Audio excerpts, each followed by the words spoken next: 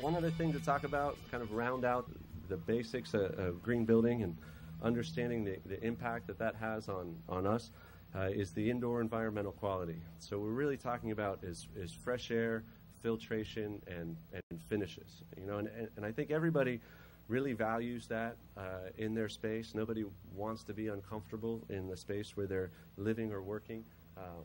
And again, during construction is really where this starts. For design as well, design and construction is really where this starts. Protecting your ductwork during construction, protecting your material during construction, putting filtration on your air handler equipment if you're running them during construction, and then changing them out, putting even better filters on them when you move in for occupancy is a strong way to positively impact the air quality. Ventilation, especially down here in South Florida, is a big challenge. You kind of touched on it. Having hot, humid air, trying to get a lot of fresh air into the space is a challenge. Talk to your mechanical engineer about it. There's ways to dehumidify air. There's ways to bring in a lot of outside air. What we're seeing now in a lot of municipalities, the standards are changing, requiring more and more outside air into different types of habitable space. So depending on if it's an office space, if it's a residential space, if it's a high volume space, there's going to be different requirements for outside air to be provided to each type of those spaces. So just make sure you're getting that outside air. Filtration, even at Home Depot now, you can see they have their own rating system for filters. MERV is one acronym you hear a lot, and they talk about filtration. Everybody should know what their MERV rating is on their air filter.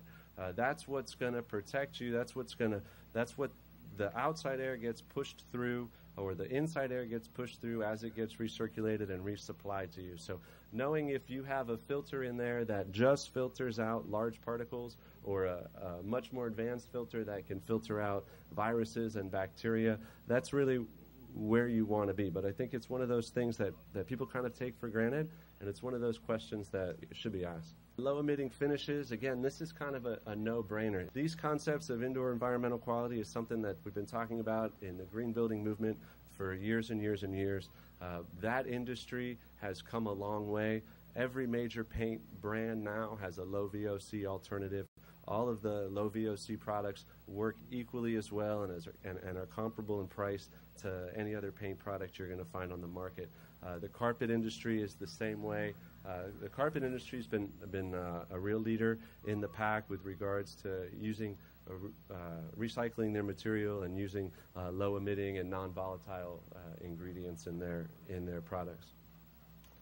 So really, air quality, at this point, you talk about filtration, you talk about air changes, you talk about dehumidification, you talk about providing the appropriate amount of outside air, and then kind of, 2 years from now, 5 years from now, 10 years from now, we're going to talk about understanding the quality of that air. We're going to be measuring the air in all these spaces. We're going to be collecting data about how these, do these MERV filters work better than having plants inside your space. That's kind of the evolution of this conversation. So even if you're just getting on board with green building now and leaving here curious, do I have a MERV 8 filter or a MERV 13 filter in my air handler at home? And hopefully you have a MERV 13. When it comes to filtration, the higher the number, the better. So when it comes to solar heat gain coefficient, the lower the number, the better. When it comes to filtration, the higher the number, the better. But hopefully you'll leave here wondering what is the quality of my air inside, and what can I do to monitor that, to give feedback if I'm not in control of it, if I'm leasing, or if I'm a tenant in a space, or if I'm working in a bigger office. But monitoring that air quality, understanding about filtration and purification, what types of toxic materials you're being exposed to, all of these things are gonna make your space a healthier space to be in.